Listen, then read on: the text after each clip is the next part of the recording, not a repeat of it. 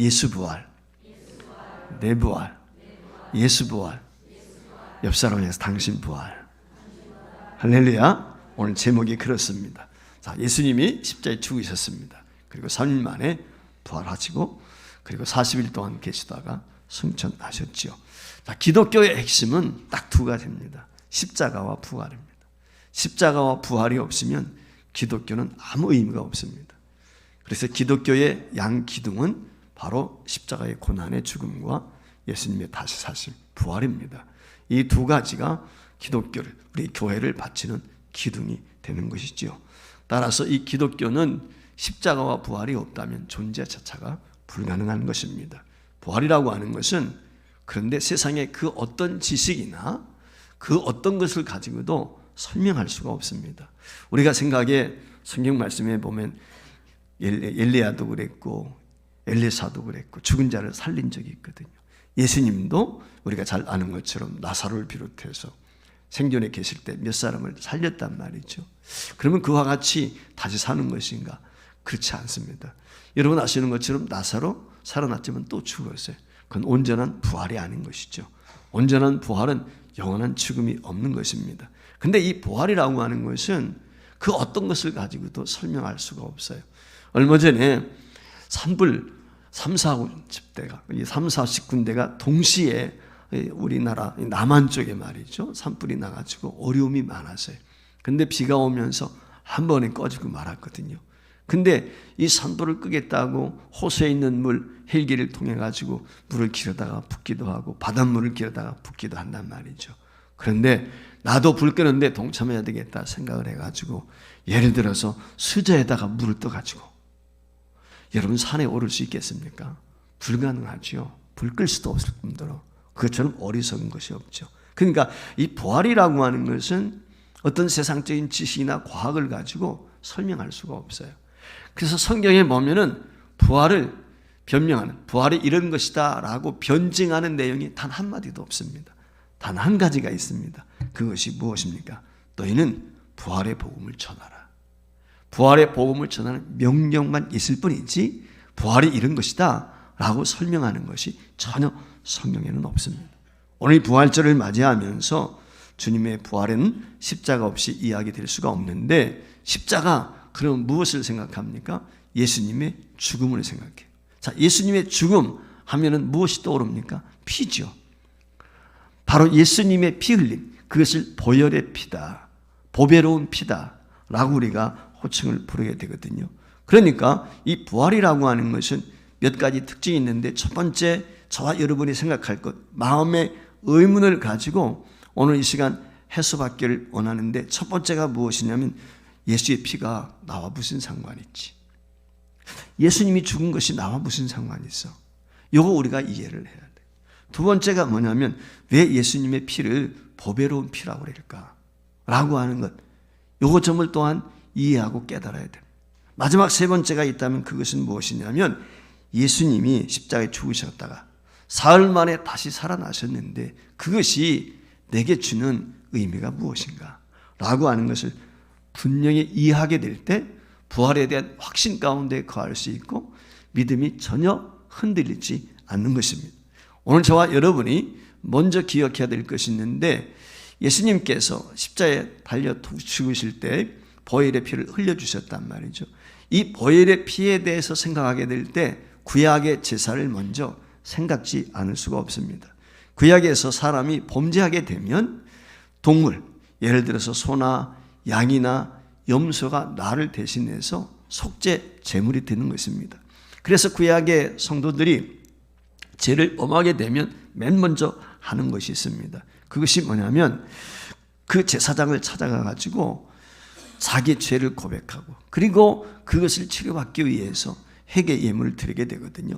근데 이 구약에서 속죄 제물 예물을 드리게 될 때 세 가지 예물이 있습니다. 첫 번째가 뭐냐면 번제라는 것이고 두 번째는 속건제라는 것이고 세 번째는 속죄제라고 하는 것입니다.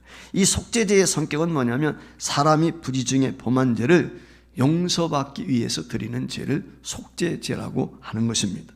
남에게 내가 죄를 지어서 보상을 해야 줄 것이 있습니다.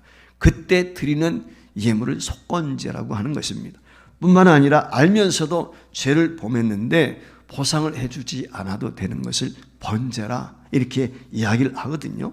근데 이와 같이 하나님 앞에 제물을 드리게 될 때 중요한 것은 뭐냐면 소나 양이나 염소가 나를 대신해서 하나님 앞에 제물로 드려진다는 것입니다. 그 제물로 드려지게 될 때 이 양이나 염소나 소를 희생 제물이다 이렇게 호칭을 부르게 되는 것입니다. 하나님께서 이 법을 정하셨습니다. 왜 하나님께서 인간이 속죄 받아야 되는데 그 속죄 받을 인간을 대신해서 동물이 죽어지는 것, 즉 희생 제물이 필요한 것인가, 희생의 피가 왜 필요한 것인가 라고 하는 것은 성경이 그 일을 우리에게 설명을 하고 있는데 이유는 다른 데 있지 않고 생명은 피에 있기 때문이라는 것입니다. 그래서 레위기 17장 11절 말씀에 보면 육체의 생명은 피에 있음이라 내가 이 피를 너희에게 주어 제단에 뿌려 너희의 생명을 위하여 속죄하게 하였나니 생명의 피에 있으므로 피가 죄를 속하느니라 라고 말씀을 했습니다. 그러니까 모든 생명이 피에 있으므로 피가 죄를 속한다 라고 이렇게 말씀을 했어요. 그래서 히브리서 9장 22절 말씀에도 보면은 모든 것이 피로써 정결하게 되나니 피 흘림이 없은즉 사함이 없느니라. 즉 죄 용서 받지 못한다는 거예요.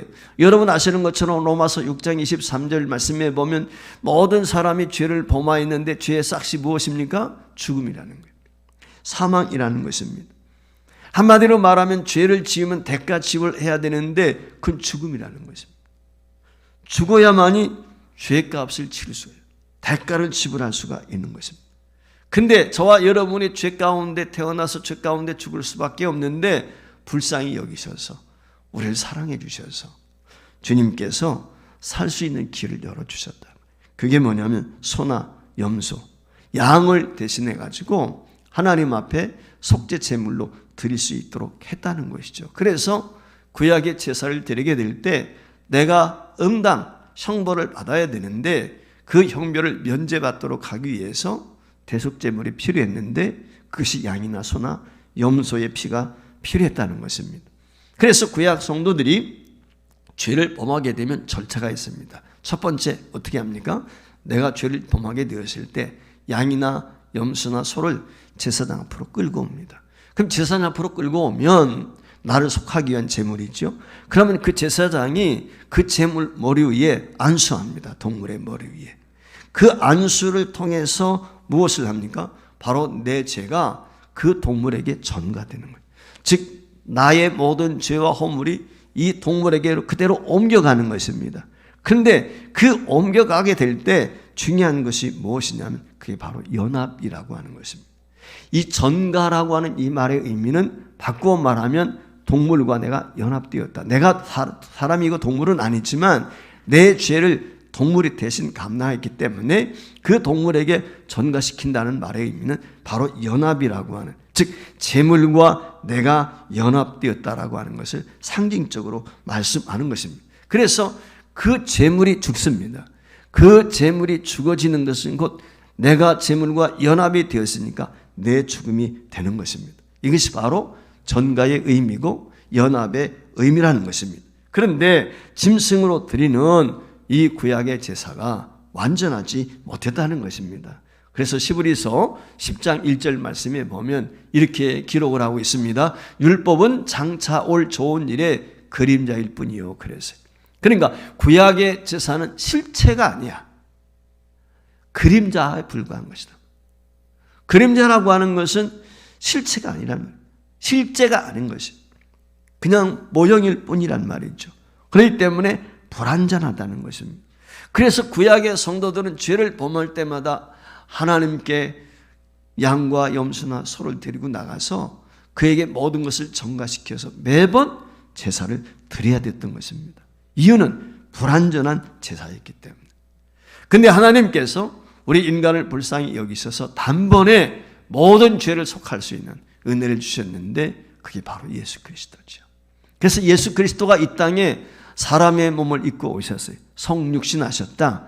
인카네이션 하셨다. 오늘 우리가 그렇게 이야기를 하는데 예수님이 육신의 몸을 입고 이 땅에 오셨습니다. 그리고 공생에 사시는 동안에 사도 세례 요한이죠. 세례 요한이 예수님이 자신에게 세례를 받으러 나오게 될 때 그 예수님을 보고 부르는 호칭이 있습니다. 세상 죄를 지고 가는 하나님의 어린 양이다 라고 이야기를 했어요. 그러니까 세상 죄를 지고 가는 하나님의 어린 양이라는 말의 의미는 무엇이냐? 속죄 양이라는 말. 세상의 인류의 모든 사람들의 죄를 담당하시고 죽어야 될 속죄 양, 유월절 양이라는 것을 세례 요한이 누누이 이야기하는 거예요.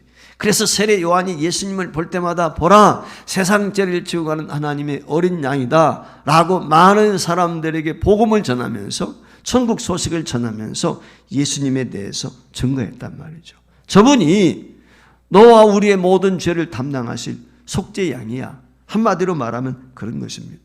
제가 앞에서 인간의 죄가 희생 제물에게 전가된다는 말씀을 드렸어요. 이 전가는 곧 나의 희생 제물과 말씀을 드린 것이 연합과 일체라고 하는 것을 이야기했습니다. 즉 내 죄를 지고 가는 희생 제물은 나와 연합된 일체가 되었다는 것입니다. 그래서 그 희생 제물이 내 대신 죽임을 당한 것이고 그 피로써 저와 여러분은 용서함을 받아서 살게 되었다는 것입니다. 그렇다면 나의 죄, 우리의 죄, 세상 죄를 지고 가는 이 하나님의 어린 양으로 오신 예수님, 속죄 제물이 되셨거든요. 바로 그분과 우리 역시도 연합이 되었다, 일체가 되었다 라고 하는 것을 말씀하는 것입니다. 그래서 예수님이 십자가에 달려 죽으실 때 예수님과 연합된 저도 여러분도 십자가에 같이 달린 거예요. 예수님이 장사실 때 우리도 장사된 것입니다. 예수님이 다시 무덤의 문을 여시고 사셨을 때 저와 여러분도 예수님과 연합이 되었기 때문에 다시 살아난 것입니다. 오늘 설교 본문의 내용이 바로 이 점입니다. 제가 지금까지 말씀드린 것이 오늘 본문의 내용인 것입니다.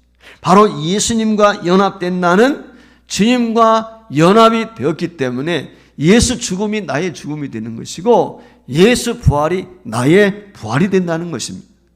예수님이 부활하시면서 주님과 연합된 나도 부활했다. 이게 성경이 우리에게 증거하는 것이고 이게 엄청난 사건이라는 것입니다. 이걸 믿으면 거기에 구원이 있습니다. 할렐루야. 지금까지 제가 전해드린 말씀이 오늘 로마서 본문 말씀에 보면 6장 3절 4절의 핵심입니다. 자, 우리 3절 말씀 먼저 같이 읽겠습니다. 시작.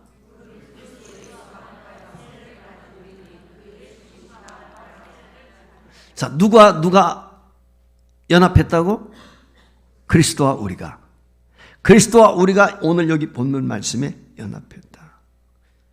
즉 한마디로 말하면 무엇입니까? 그리스도의 죽음이 우리가 연합되었기 때문에 내 죽음이 된다는 것입니다. 예수님이 십자가에 죽으실 때 나도 죽은 거예요.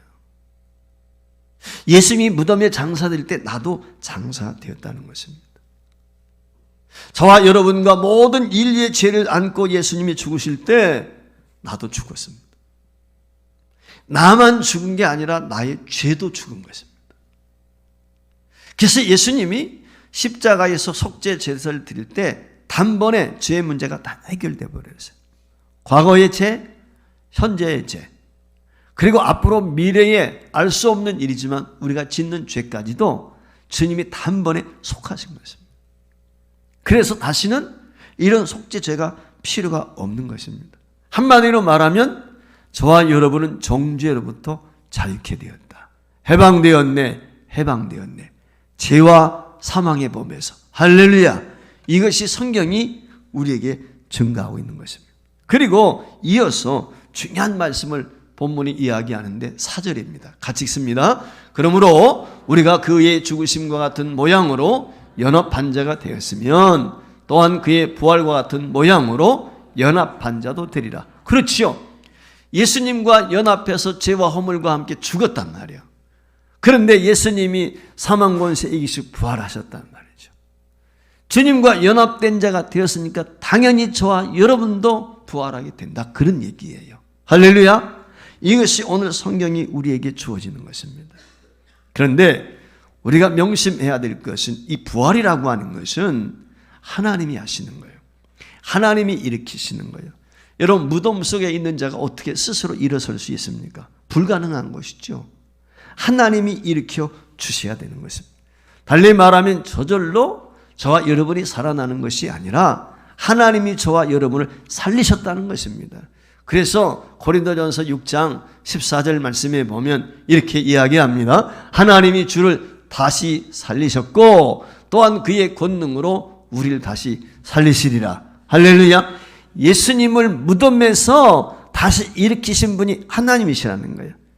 그 하나님께서 예수 그리스도를 죽은 자 가운데서 살리신 것처럼 저와 여러분도 사망 가운데서 죽은 자 가운데서 살릴 것이다. 이것이 성경이 우리에게 말씀하고 있는 것입니다. 부활은 이처럼 하나님의 권능으로 다시 사는 것입니다. 결국 부활의 주인공은 예수님이시지만 동시에 저와 여러분도 부활의 주인공인 것입니다. 우리가 이 생을 살다가 죽더라도 주님 오시는 그날에는 하나님의 권능으로 저와 여러분이 주님처럼 다시 부활할 줄 믿습니다.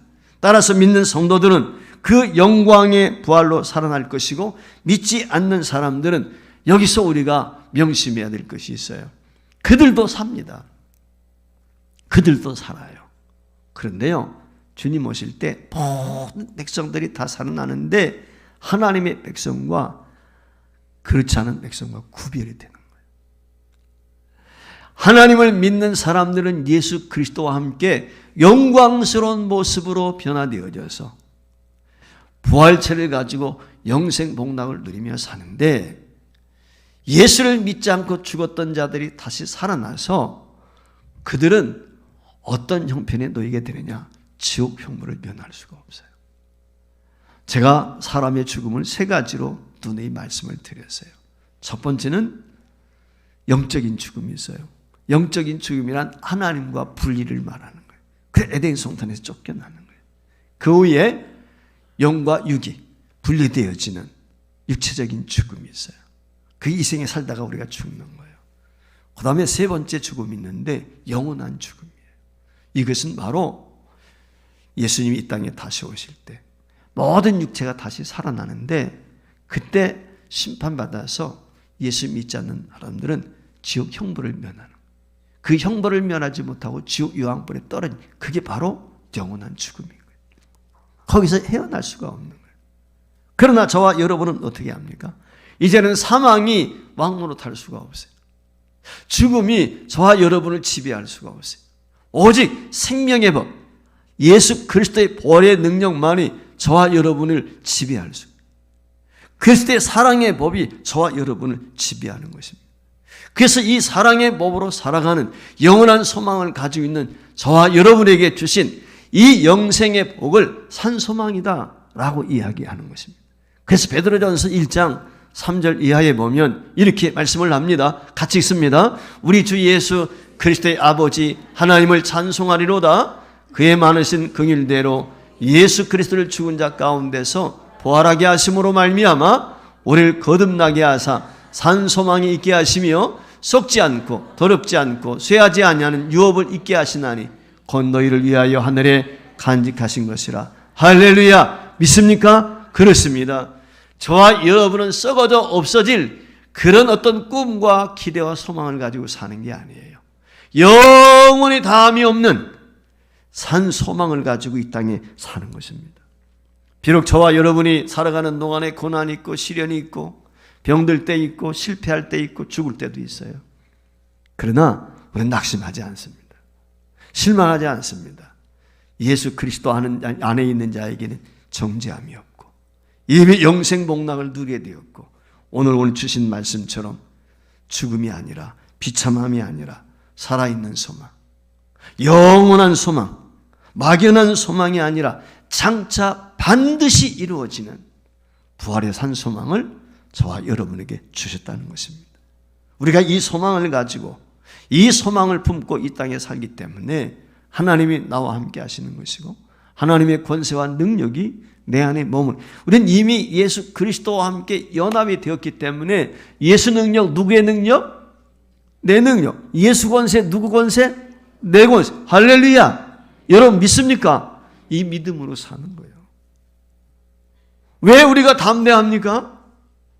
왜 오늘 우리가 어떤 핍박과 고난과 죽음 앞에서 두려워하지 않습니까? 왜 초대교회 성도들이 그 순교의 현장을 가면서도 찬송하며 기뻐하고 할 수 있었어요?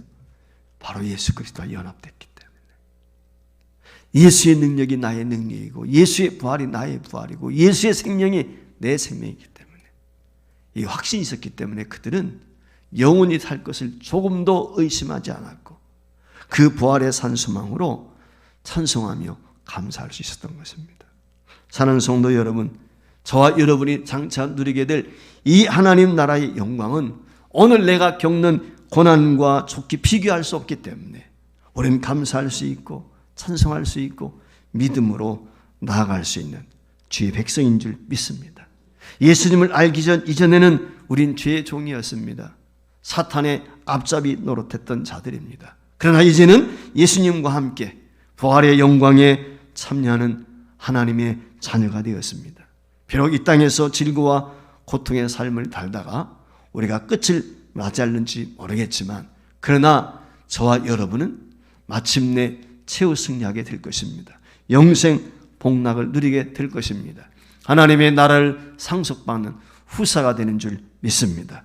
저와 여러분은 이미 영원한 생명을 보장받았습니다. 우리는 예수 그리스도와 연합한 자가 되었습니다. 따라서 주님의 부활이 나의 부활이고 여러분의 부활인 줄 믿습니다. 주님의 생명도 나의 생명입니다. 마찬가지로 주님이 가 계신 하나님의 나라도 나의 나라인 줄 믿습니다. 이미 오늘 우리는 영생과 하나님의 나라를 소유한 주의 백성이 되었기 때문에 그렇습니다. 주님의 부활과 함께 이 놀라운 영광을 살아가는 동안에 날마다 마음껏 충만히 누릴 수 있기를 바라고, 아울러 이 부활의 산 소망을 믿지 않는 자들에게 담대히 전해서 그들로 하여금 주의 백성으로 주님 앞에 나와서 우리와 함께 천국을 소망하며 살아갈 수 있는 은혜와 복이 있기를 주의 이름으로 축원을 드립니다.